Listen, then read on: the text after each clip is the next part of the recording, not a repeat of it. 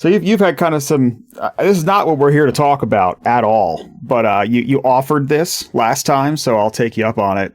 You've got some interesting stories from your days as a Hollywood exec. You got one picked out that's to be fun to hear. Well, I'll tell you something was on my mind this morning. I was talking with someone about characters, right, and about conflict, because conflict is what draws us in. You can't have a story if there's not a villain to the antagonist, right? And the villain could be nature. The villain could be a man or a woman. The villain could be people. The villain could be something inside him, right? But without conflict, nothing moves forward. There's no story. There's no drama, right?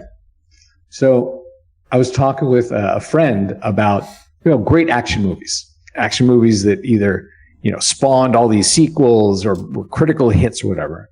And pretty much there is a trope with all of them, which is in the third act, the guy or girl is going to be the best archer ever, the best sword slinger, gun shooter, puncher, kicker, jumper, whatever the hell it is, right?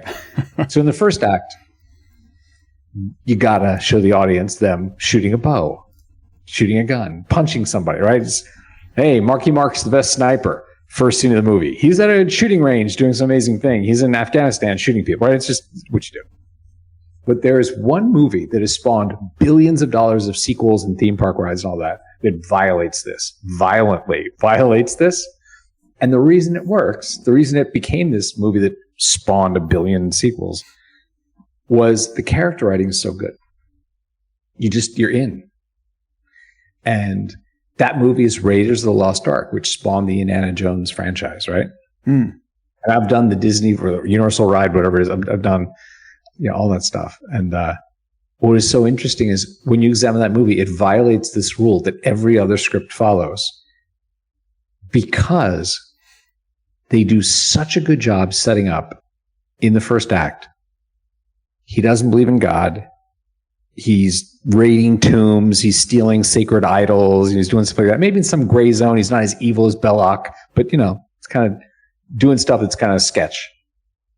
And he goes and meets the girl, right? Sort of beginning of the second act. And the girl's like, you never loved me. You were my father's partner and you just used me and threw me away. You never cared about me, blah, right? So you go through this movie, and we were talking about how in the movie, if you ever watch it again, the movie would end the exact same way if the hero had not been born. Like, that is how little effect he has on the plot of the movie that spawned all these sequels and theme park rides and all the shit, right? At the end of the movie, you're like, if he had done nothing, it would still end the same way. It's so funny you bring that up, because I was going to ask you the question, like, after you were through your thing, whether or not what you thought about this theory of, like, you could just get rid of him completely and the movie would be the same. Like, the events of them, and it's so true, right? It is so true. And the movie works because in the climax of the movie, unlike every other action movie where the hero is a great kicker, puncher, shooter, bow, arrow guy, whatever, right? Girl, they do the thing. Here, he's tied to a stake. Right. Your hero is immobilized. The girl is tied up behind him. They can't even see each other, right? What an awful ending of a movie. Who wrote this garbage, right?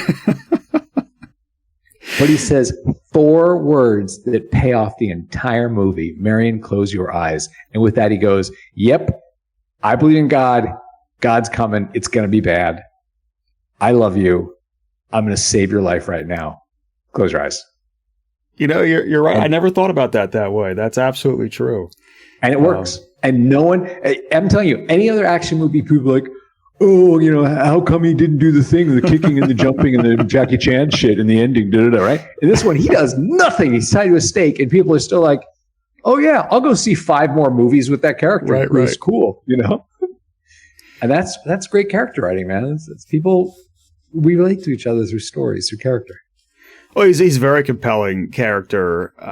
And I think, because one of the things I was thinking while you were talking about this was how much of that is due to also, the charisma and stage presence of Harrison Ford specifically. But even that's not entirely fair, right? Because there was a whole series of books and like Young Indie and all this kind of stuff that has all spawned out of this that was maybe not equally as popular, but also made its way into the cultural zeitgeist. So clearly you don't necessarily even need the actor in this case to still have something useful.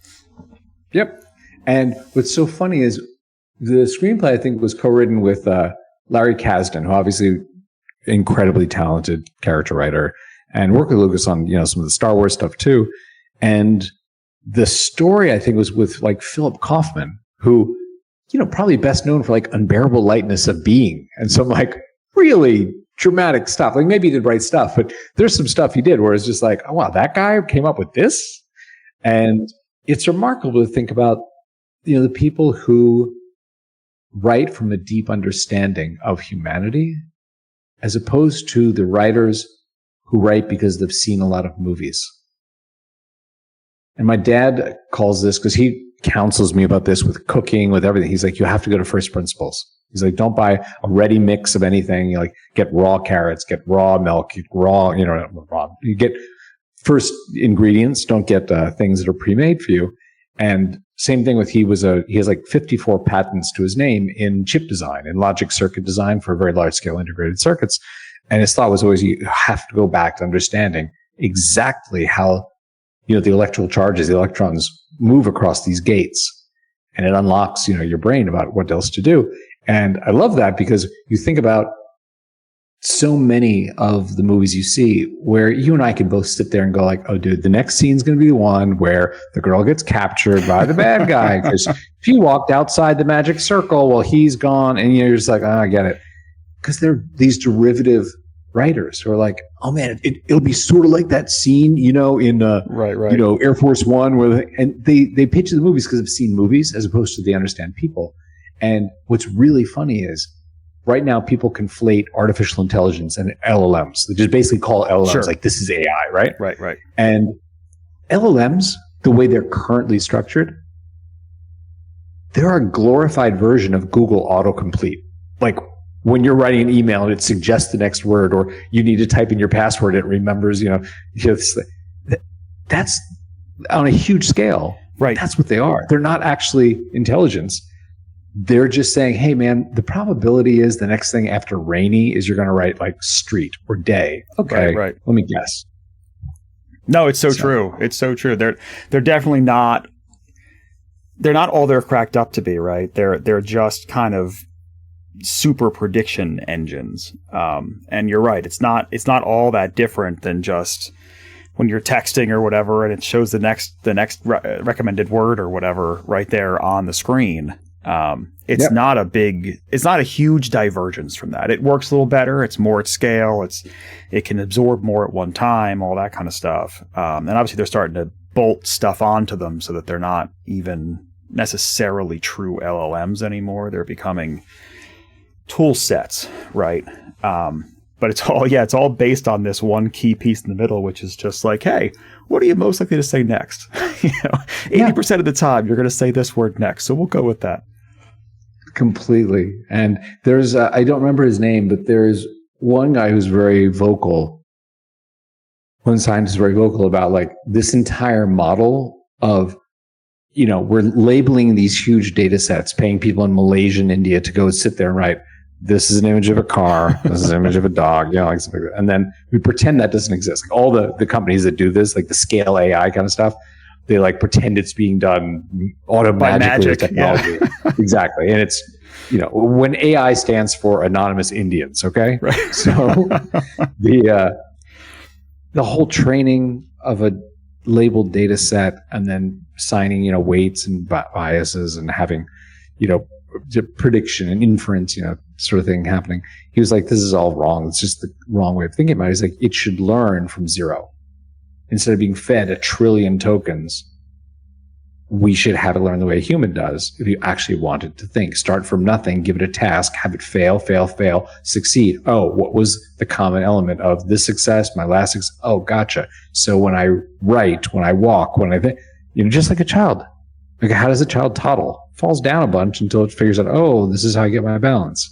And I think it's super interesting. And he's kind of like the lost voice in the wilderness, because NVIDIA doesn't want that. Like the companies are building out, $1 trillion data centers based on this model of, okay, we just have to pre-train them and then have huge inference engines.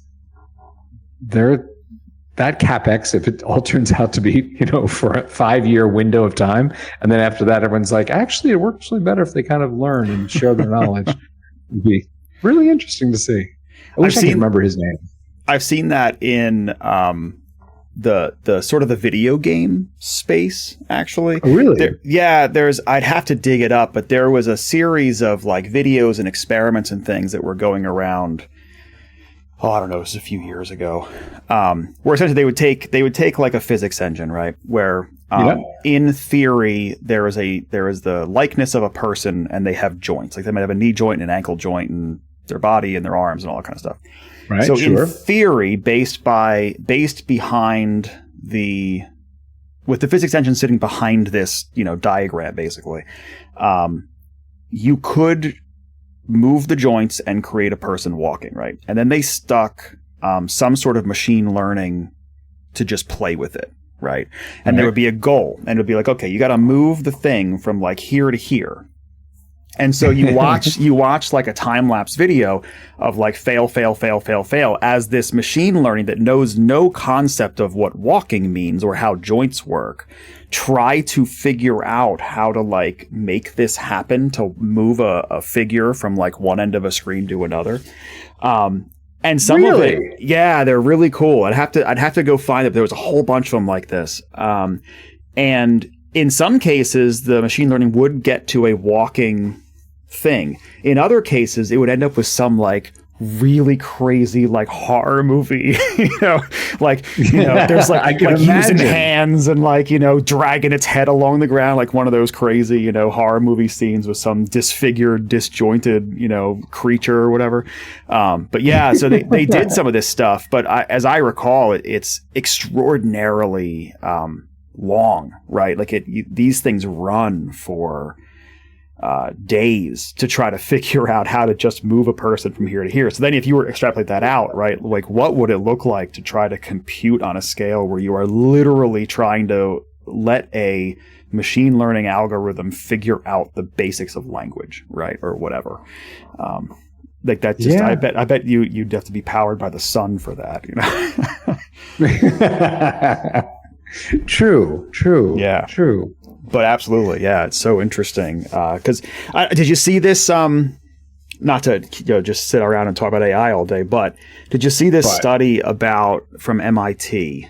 It was, I don't know, maybe a month and a half ago that there was results flying all over the internet, and the general idea was that what they found was that brain function from people who jump to a tool like ChatGPT is very low. Did you see this? Yeah.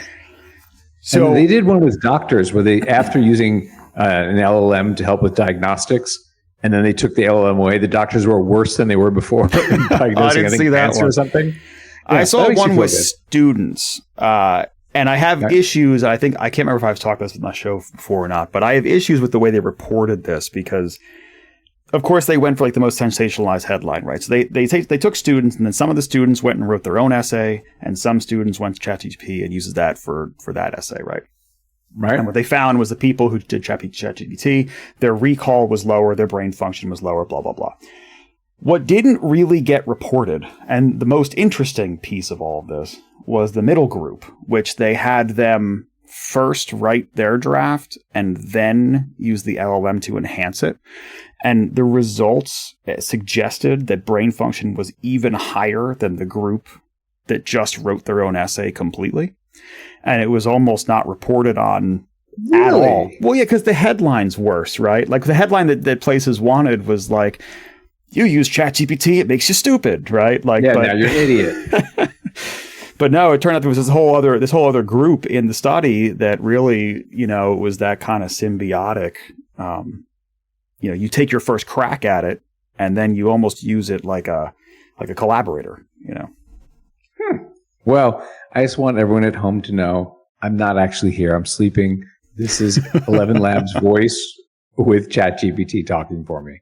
Doing a great job, by the way. Really, really happy with it. When I wake up, it's going to be great. So tell me about some of the work you've been doing recently. You know what I've been focused on? Okay, we began by talking about conflict, right? Right. Conflict drives story. So I've been thinking a lot about the world that I'm going to hand off to my children. And it is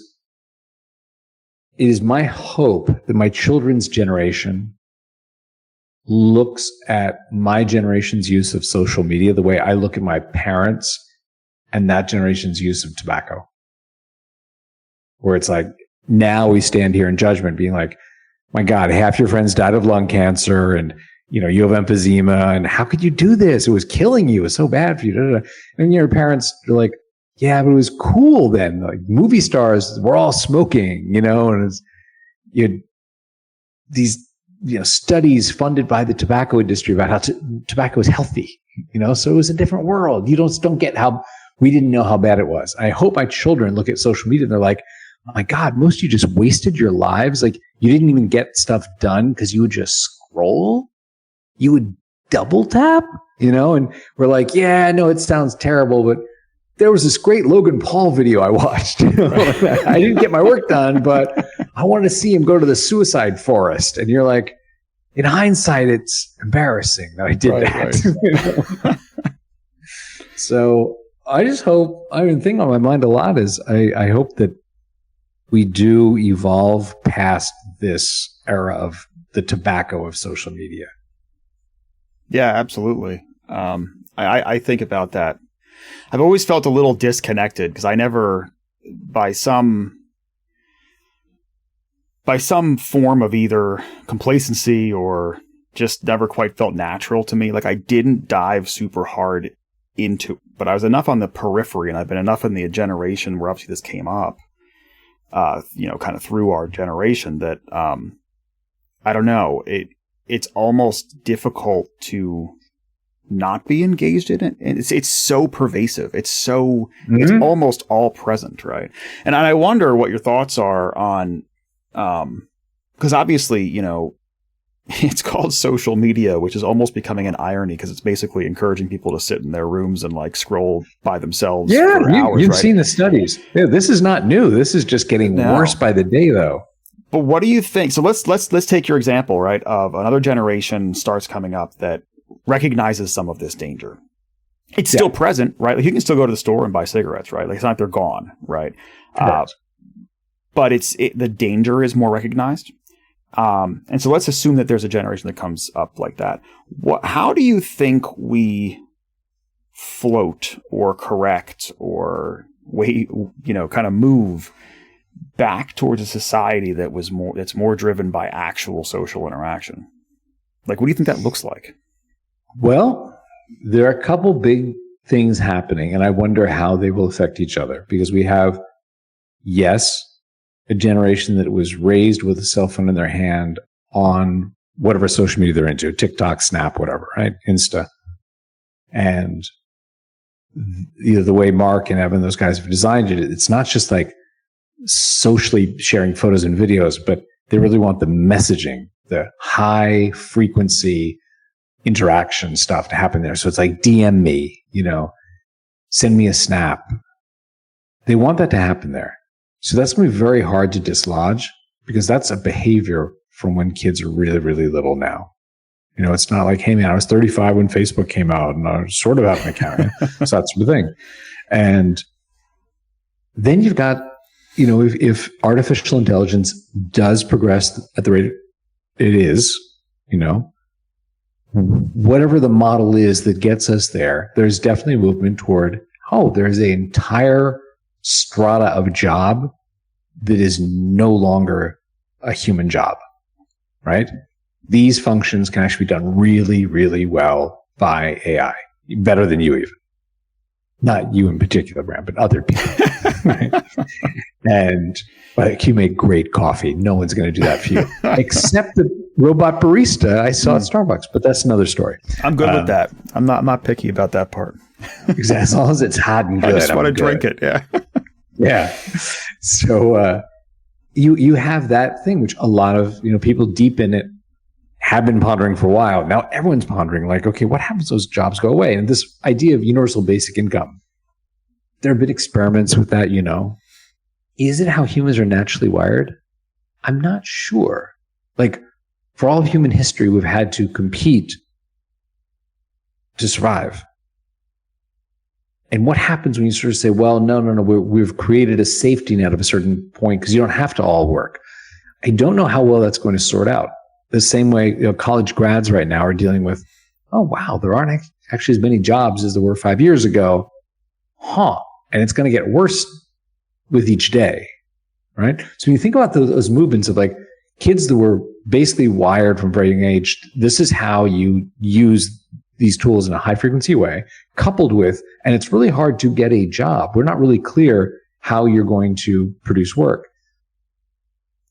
Will it be a bad thing if you waste your life? I don't know. I wonder that. I wonder about like talking to my son and explaining to him like the value of achievement and how good it feels to do something that might have challenged you, that might have been hard, you might have failed along the way and then finally succeeded. And he could very easily say, yeah, but why? Why go through all that struggle? Like we've got a bot or, you know, a GPT or something that will do that for you. Like I have glasses on. Brant, when you talk to me and you ask me like, what's the temperature outside? I don't even need to think because my glasses listen to you. And they put my little, you know, heads up in my glasses, the answer. It's like, oh, it's 62 degrees and it's raining, whatever, you know? It's a weird question. It's like, did you see that Keanu Reeves interview? I think it was on Charlie Rose where they were talking about he goes to dinner with his friend, the director. I don't think so. Okay, so I'm going to paraphrase it because I watched it and I was like, oh, wow. And I did work with Keanu, one of the incredibly nice guys in the business.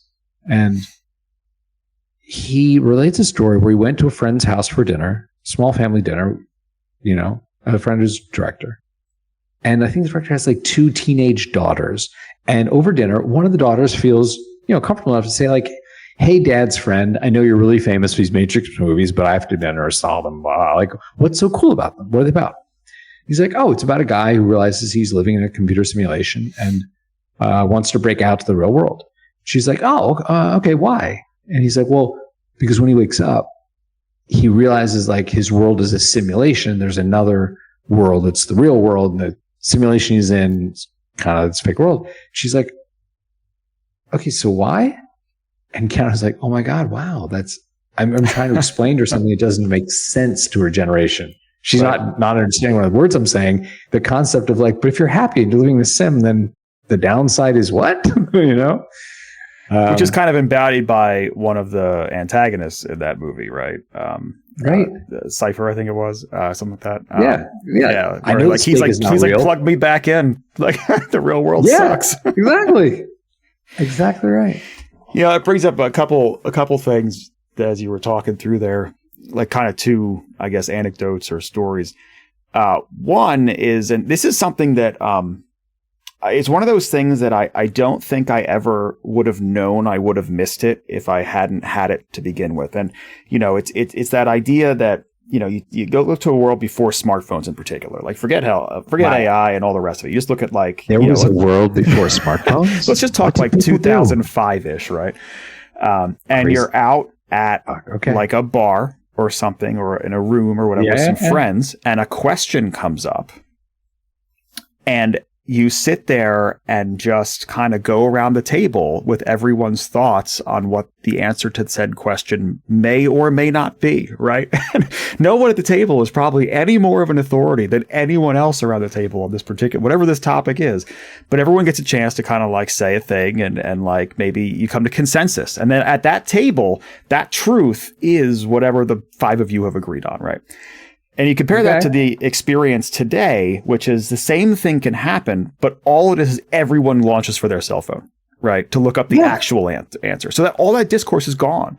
So like even in that, and it's one of those things where like you would hear that maybe as someone who never had that experience and be like, well, what was the point? Everyone's sitting around arguing with no actual information. Like, how is that better? It's like, I don't know. It just was like,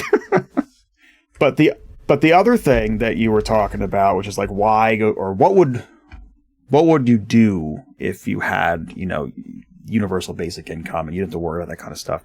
And so I did some work in Denmark for a while. And nice. One of the things that was interesting there, one of the things I noticed very quickly that there was this huge like entrepreneurial spirit there. Like everyone I bumped into was like, oh, I'm working on starting this business and doing that business and da-da-da-da-da, right? Now granted, they're a very small country, right? But what I after digging into this a bit, like trying to figure out why is the concentration of people who aren't just working for someone but are trying to start something themselves, why it's so much higher? Right.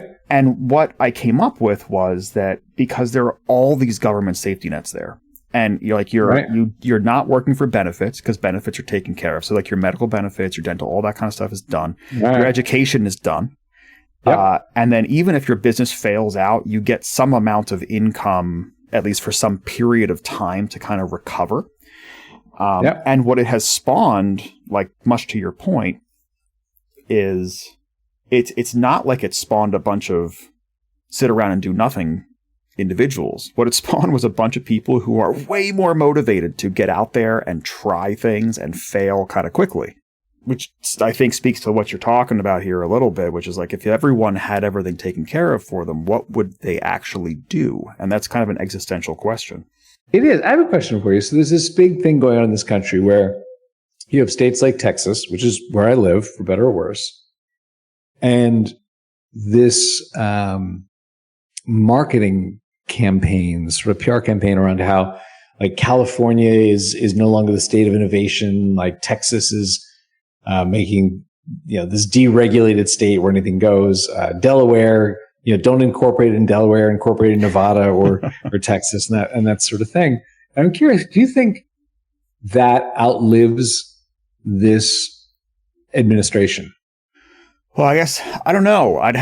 First of all, I'm probably a little underinformed on the subject. What are the reasons that push? I've seen the push, but I don't know. I'm not close enough to it where I know what their reasoning is. Is there something behind that, or is it just marketing?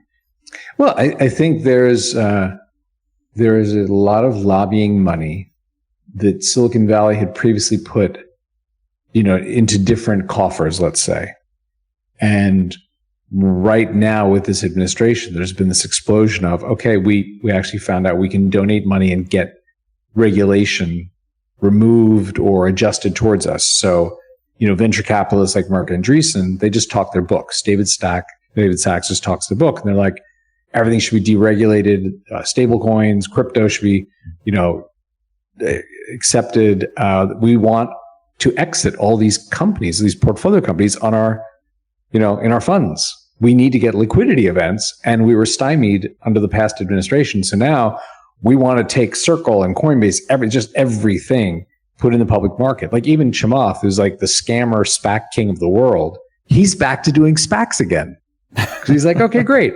I'm going to get my fees for doing nothing, and I'm going to fleece all these retail investors who invest in, whatever I'm doing. And he demonstrated very well how he could do that before. And so you have the states that are offering the least regulation, the least enforcement, saying, hey, come here. This is the era of, the wild, wild west. We'll offer you an environment that's less regulated than Delaware or California.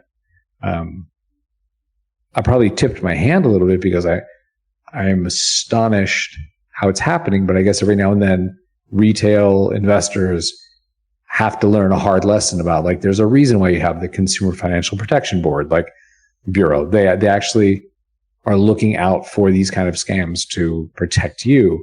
But right now we're in that era where every stock just goes up magically. Like everybody's a genius because they have money in the stock market. And who was it that said that, when the tide goes out, you understand? I think it's Buffett who said, tide goes out, you can tell who's been swimming without a swimsuit. Yeah, that's, I'm going to answer this in kind of a roundabout way.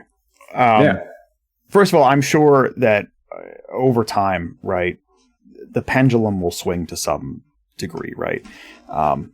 You get out past this administration under the assumption that maybe it really 180s, and the tides will start turning a bit, I'm sure. Yep. I think people underestimate or overestimate, depending on how you look at it. Just because someone or, you know, a party or a company or a legislation or whatever, just because they don't get 100% of what they want doesn't mean they didn't get 80% or 70% or 60%, right? So even if you get out a little ways and things start to swing back and they call it a win, you know, from their point of view or whatever, that doesn't mean that 100% of whatever was changed before has been course correct. So the short answer here is that, yeah, some of it will stick around for sure. I'm sure, because there's no way that someone later is going to come around and just reverse literally everything and then also do stuff on top of that. It's probably going to be a 60% measure. And if it swung super hard in another direction before and changed, say, 120% of what could possibly be going on, and then it corrects by 60 or 70, you've still got that difference, right? So yeah, I would imagine down the road, you're still looking at an environment that's at least less than it was, say, a few years ago, just because of the natural course of things. Let us hope whatever the work is, the honest work that people do to, you know, move things forward, not packaging SPACs and, you know, pump and dump schemes in crypto, but the real work, like they have the ability to focus and to do that. You know, we're not just all building tools for social media. I think it's amazing the way, like in San Francisco, you can drive through, you know, the 7 Mile Square, head down to Menlo Park, and to get to your beautiful office or to get to your house in Atherton or whatever, you are driving right by horrible social problems. You know, people who are just homeless on the street and, you know, mentally, you know, not all there. And you can still look yourself in the mirror and be like, I got to get to work because I have to work on important problems. Like, how do we optimize the double tap like thing in our social media, you know, app that does food delivery? Right. I need to get the smartest engineers here to figure out, like, how do I get those hot ramen noodles there 2 minutes earlier? No, I hear you. I've been on the job hunt recently. In a more serious way than I had been in the past several months. You know, because I should probably make income at some point in my life again. There's that until UBI comes. But, you know, going through these processes, I look at so many companies and it feels hollow. That's the best word I've been able to come up with, is like hollow, right? Now, I was raised in a very education-centric household. And like, to me, you know, I worked for 15 years in higher education. It's almost hard for me to let go of that. But on the same token, like I've been at some interviews along the way with either mission-driven organizations or other higher ed institutions or whatever. And they're like, why are you in this industry, kind of thing? Yeah. And my answer tends to be, you know, I was trying not to be. I said, and they pulled you back in. Is this the Godfather? Well, no, it's more like the other industry just pushed me out, right? Because I just can't. I have a hard time thinking that what I should do with my life is wake up every day and make a billionaire another $1 billion.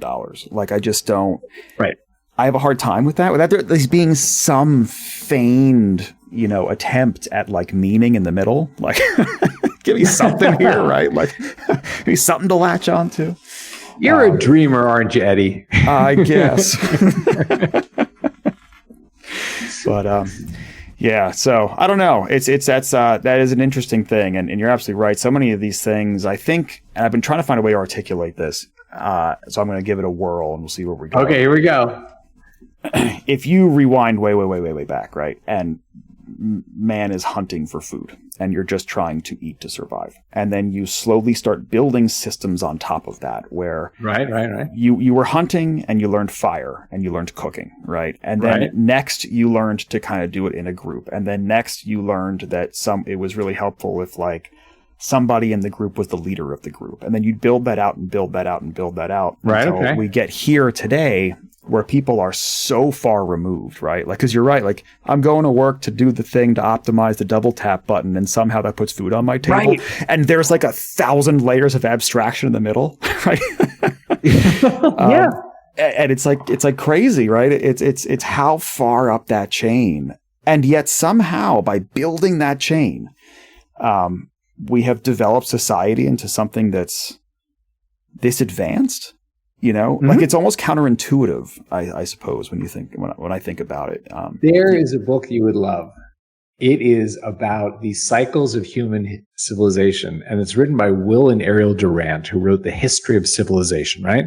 So they spend most of their life writing this 11, 13 tome kind of like work. And at the end of it, they wrote this very short book called The Lessons of History. And it was like, it could be subtitled, What We Learned Over a Lifetime of Studying Humans, right? Great book where there are chapters in there where they just talk about how you can tell where you are in that cycle, right?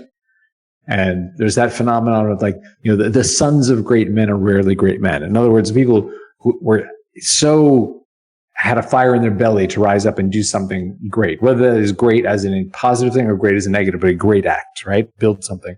And very often, like the children, the immediate children don't do that, right? They're sort of there and they're coasting and dad made a lot of money or something. And then sometimes this skips a generation. You have their children actually to achieve something. And they talk about these sort of phenomena, and they talk about them also in the span of civilizations, how that happens, not just inside a family, but inside the collective of a group of people. And you would really dig this book. Yeah, I'll definitely pick that up. That'll be maybe next on my list. I've been slogging through a book that I've been reading for way too long.